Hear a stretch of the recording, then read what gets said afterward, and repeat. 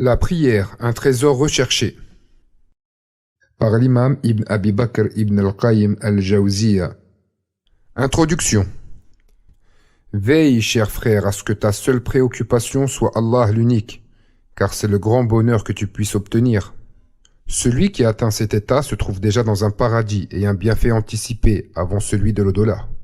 Comme il a été dit par ceux qui ont acquis cette connaissance, il se passe des moments dans mon cœur où je me dis, si les gens du paradis étaient dans mon état, ils seraient certes dans une vie agréable. Un autre dit, il passe sur mon cœur des moments qui le transportent de plaisir. Un autre quant à lui dit, pauvres sont les gens de ce bas monde, ils l'ont quitté sans goûter à ce qu'il y avait de plus savoureux. On lui demanda, mais qu'est-ce qu'il y a de plus savoureux? Il répondit, la connaissance d'Allah, l'amour porté à son égard, la réjouissance de se rapprocher de lui et le désir de le rencontrer. Il n'y a pas dans ce bas monde de bienfaits comparables aux bienfaits des gens du paradis en dehors de cela. C'est pour cette raison, le prophète sallallahu alayhi wa sallam a dit, on m'a fait aimer dans ce bas monde les femmes et le parfum, et on a mis dans ma prière la plus grande réjouissance. Il nous informe par ce hadith que Allah lui a fait aimer de ce bas monde deux choses, les femmes et le parfum. Ensuite, il, sallallahu alayhi wa sallam, a dit, et on a mis dans ma prière la plus grande réjouissance. La plus grande réjouissance est au-dessus de l'amour, et ce n'est qu'à travers toutes les choses que l'on aime que nous l'atteignons. Celle-ci est obtenue seulement par ce qui est le plus aimé, le seul que l'on aime pour son entité, et celui-ci ne peut être qu'Allah. Ceci à cause de ce qui s'y trouve comme confidentialité, avec le seul auprès duquel tranquillise les cœurs et apaise les âmes. Le bien-être se trouve dans l'invocation, l'humilité, le rabaissement, et particulièrement au moment de la prosternation. En effet, c'est dans cette position que l'adorateur est le plus proche de son Seigneur. Comme le disait le prophète sallallahu alayhi wa sallam au muezzin, « Ô Bilal, repose-nous avec la prière ». Ceci indique que le repos du prophète sallallahu alayhi wa sallam se trouvait dans la prière, de même que sa plus grande réjouissance. Comme tout cela est bien loin de la parole de celui qui dit « Venez, prions pour être débarrassés de la prière ». La personne aimant vraiment Allah trouve son repos et sa réjouissance dans la prière, alors que l'inconscient et celui qui s'est détourné n'ont rien de tout cela. Bien au contraire, la prière est un poids énorme et très difficile pour eux. Dès qu'ils commencent à prier, c'est comme s'ils étaient debout sur des braises ardentes, jusqu'à ce qu'ils la terminent. Et la prière qu'ils préfèrent est la plus courte et la plus rapide. Ceux-là n'ont aucune réjouissance dans la prière, et leur cœur ne se repose pas par elle. Et si le serviteur attend la plus grande réjouissance par une chose et que son cœur se repose à sa rencontre, alors rien ne lui sera plus difficile de s'en séparer. En revanche, celui qui doit faire la prière mais dont le cœur est vide du rappel d'Allah et de l'au-delà, qui a été éprouvé par l'amour de ce bas monde, la prière sera la chose la plus difficile pour lui. Et le plus détestable pour lui sera de la faire durer bien qu'il ait du temps libre, qu'il soit en bonne santé et qu'il ne soit pas occupé. Il faut savoir que la prière avec laquelle on attend la plus grande réjouissance et avec laquelle le cœur se repose est celle qui regroupe les 6 points suivants. Premier point, la sincérité. Ce point consiste à ce que le seul motif qui insiste et pousse à faire la prière soit l'espoir en Allah, l'amour porté à son égard, la sollicitation de sa satisfaction, l'affection envers lui, le fait de vouloir se rapprocher de lui, l'application de ses ordres, de telle sorte que le motif soit nullement un bien de ce bas monde, bien au contraire, le serviteur prie en cherchant le visage de son Seigneur, le plus haut, et son amour, en craignant son châtiment et en espérant son pardon et sa récompense. Deuxième point, la véracité et la loyauté. Ce point consiste à consacrer son cœur à Allah dans la prière, en mettant toutes ses capacités pour rencontrer Allah, en accomplissant celle-ci, en dédiant tout son cœur à la prière, en l'accomplissant de la meilleure manière, et le plus parfaitement, aussi bien en apparence que dans le cachet. En effet, la prière est une partie apparente et une partie cachée. Sa partie apparente sont les gestes que l'on voit et les paroles que l'on entend. Alors que sa partie cachée est le fait de se recueillir, de surveiller ses actes, de consacrer son cœur à Allah et de s'adonner totalement à lui, de sorte que le cœur ne se détourne pas de lui dans la prière. Donc la partie cachée de la prière est son âme, et sa partie apparente son corps. Et si l'âme manque à la prière, elle sera semblable à un cadavre. Le serviteur n'a-t-il pas honte de présenter une telle chose à son maître? Pour cela, elle sera enroulée comme on enroule un habit et on frappera avec le visage de son propriétaire. Puis elle dira qu'Allah te perde comme tu m'as perdu. Par contre, la prière dont l'apparent et le cachet sont parfaits s'élèvera en étant une preuve et une lumière comme celle du soleil jusqu'à ce qu'elle soit présentée à Allah, qui en sera satisfait et l'acceptera. Et elle dira alors qu'Allah te préserve comme tu m'as préservé. Troisième point, le suivi du prophète, sallallahu alayhi wa sallam. Ce point consiste à ce que le prieur fasse tout son possible pour suivre le prophète, sallallahu alayhi wa sallam, et qu'il prie comme le prophète, qu'il se détourne de tout ce que les gens ont innové dans la prière, comme ajout ou comme diminution, ainsi que toute chose qui n'a pas été rapportée venant du prophète, que la paix et la prière d'Allah soient sur lui, ou de l'un de ses compagnons. Cela, sans se pencher sur les propos de ceux qui délaissent la parole du prophète, sallallahu alayhi wa sallam, ou de sa sunna en disant « Nous suivons l'école d'un tel ». Ceci ne le délivrera pas auprès d'Allah et ne sera pas considéré comme étant une excuse valable pour celui qui s'est détourné de ce qu'il a appris de la sunna. Ceci car Allah Ta'ala a ordonné d'obéir à son messager, sallallahu alayhi wa sallam, et de ne suivre que son prophète. Il ne leur a pas ordonné de suivre autre que lui. Toutefois, il est permis d'obéir à un autre que lui, si celui-ci ordonne ce que le prophète sallallahu alayhi wa sallam a ordonné. En effet, toute parole excepté celle d'Allah et du prophète sallallahu alayhi wa sallam est susceptible d'être prise ou d'être rejetée. Allah Ta'ala a juré par lui-même que nous ne croirons pas jusqu'à ce que nous prenions le prophète comme juge dans notre dispute et que nous nous soumettions complètement à sa sentence. Le fait de prendre autre juge que lui et de s'y attacher ne nous sera pas profitable et ne nous sauvera pas du châtiment d'Allah. Et il n'acceptera pas de nous cette réponse lorsque nous entendrons son appel, Ta'ala, le jour du jugement dernier. Qu'avez-vous répondu au messager? Sourate le récit, verset 65. Il nous demandera certes ceci, et il attendra une réponse. En effet, le Très-Haut dit « Nous interrogeons ceux vers qui furent envoyés les messagers, et nous interrogeons aussi les envoyés. » Sourate Al-Araf, verset 6.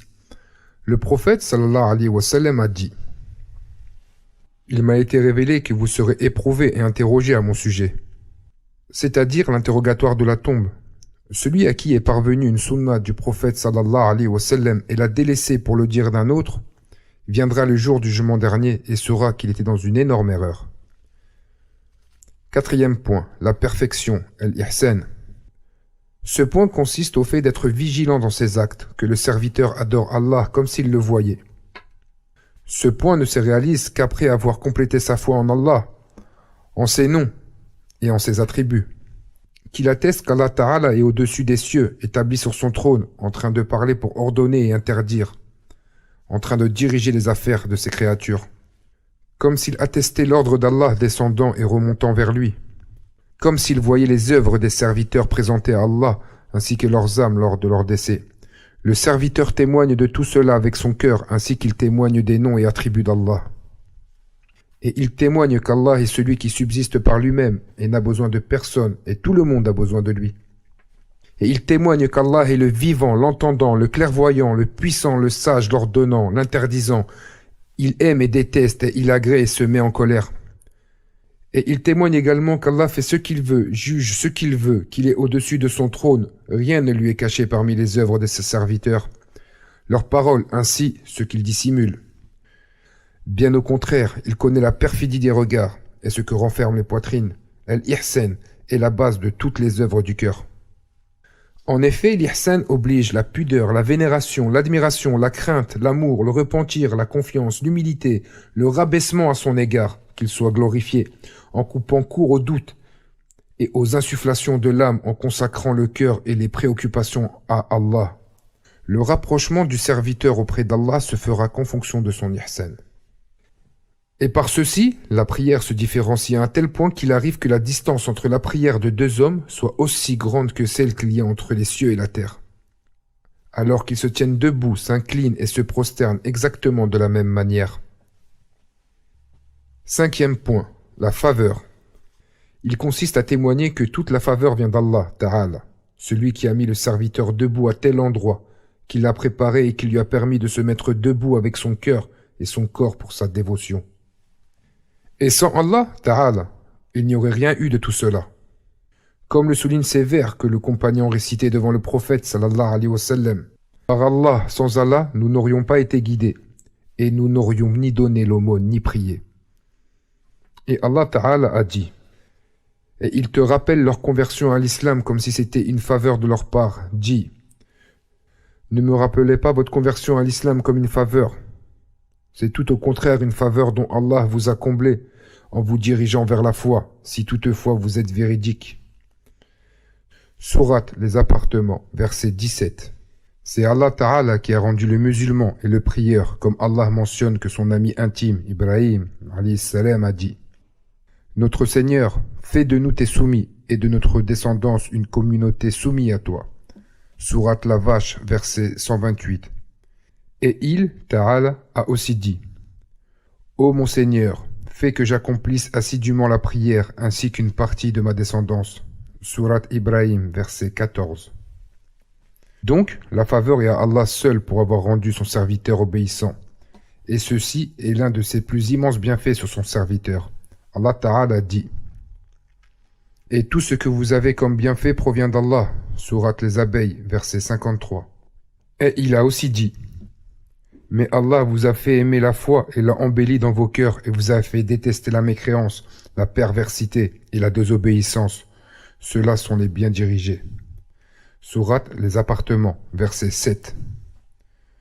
Ce point est l'un des plus importants et des plus utiles pour le serviteur. Plus il revivifie son unicité envers son Seigneur, plus ce point chez lui sera complet. Parmi les choses profitables de la reconnaissance de la faveur d'Allah, c'est qu'elle s'interpose dans le cœur et entre dans la vanité et la fierté provoquées par l'adoration. Ainsi, quand le serviteur témoigne qu'Allah Ta'ala est celui à qui revient la faveur, celui qui a permis et guidé la réalisation de l'acte, ce témoignage le détournera de l'ostentation, de la fierté et de l'orgueil. Tout cela sera ôté de son cœur, il ne pourra pas s'enorgueillir de son acte. Cela sera aussi ôté de sa langue, il ne rappellera pas aux gens ses actions, et avec, il ne se gonflera pas d'orgueil. Cela sont les caractéristiques de l'action acceptée par Allah. 6e point, le manquement.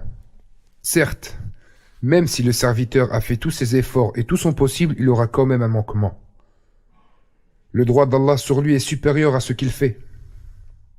Ce qu'il doit présenter comme obéissance, adoration et servitude doit être largement supérieur à cela.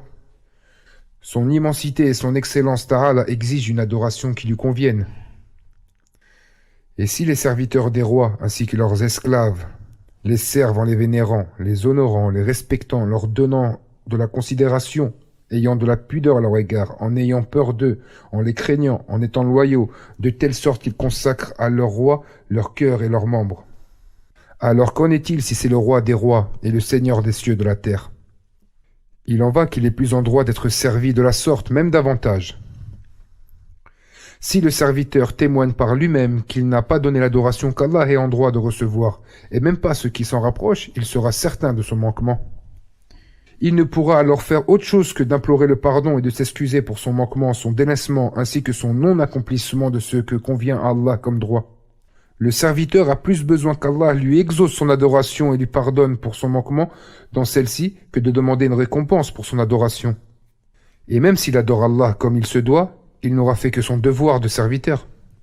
En effet, l'action du serviteur et son dévouement envers son maître sont un devoir puisqu'il est serviteur et esclave de celui-ci. Et s'il venait à demander un salaire pour son action et son travail, les gens le considéreraient comme stupide et insensé. Bien qu'en vérité, il n'est pas son esclave et ne lui appartient pas, mais est bel et bien l'esclave d'Allah et sa propriété, et ceci en tout point de vue. L'action du serviteur et son dévouement sont ses devoirs en tant que serviteur d'Allah. Et s'il le récompensait, ceci ne serait que par pure bienfaisance, faveur et charité, et ne fait en aucun cas partie des droits du serviteur. Par ceci, nous comprenons la parole du prophète sallallahu alayhi wa sallam. Personne d'entre vous n'entrera par ses œuvres. Ils, les compagnons, dirent alors, pas même toi, ô messager d'Allah? Il répondit, pas même moi, sauf si Allah me comble de sa miséricorde et de sa bienfaisance. Anas ibn Malik, qu'Allah l'agrée, a dit, on sortira au serviteur le jour du jugement dernier, 3 registres. Un registre pour ses bonnes actions, un registre pour ses péchés, et un autre pour les bienfaits qu'Allah lui a donnés. Le Seigneur, qu'il soit exalté, dira alors à ses bienfaits, prenez vos droits des bonnes œuvres de mon serviteur. Alors, le plus petit des bienfaits se lèvera et prendra toutes les bonnes œuvres du serviteur et il dira, par ta puissance, je n'ai toujours pas pris mon droit. Si Allah veut faire miséricorde à son serviteur, il lui fait don de ses bienfaits, lui pardonne ses péchés et lui multiplie ses bonnes actions. Cette parole est authentique selon Anas. Il y a dans cette parole de compagnons comme science et connaissance que ne peuvent percevoir que les gens doués de clairvoyance et ceux qui connaissent parfaitement Allah, ses noms, ses attributs ainsi que ses droits. À partir de là, on comprend la parole du prophète sallallahu alayhi wa sallam dans le hadith rapporté par Abu Daoud et l'imam Ahmed d'après Zayd ibn Thabit, Udayfa et d'autres. Si Allah châtie les gens des cieux et de la terre, il le fera sans être injuste envers eux. Et s'il est miséricordieux envers eux, sa miséricorde est meilleure que leurs actes. Gloire et pureté à toi, ô Seigneur, que ta louange soit proclamée. Et Allah est le plus savant.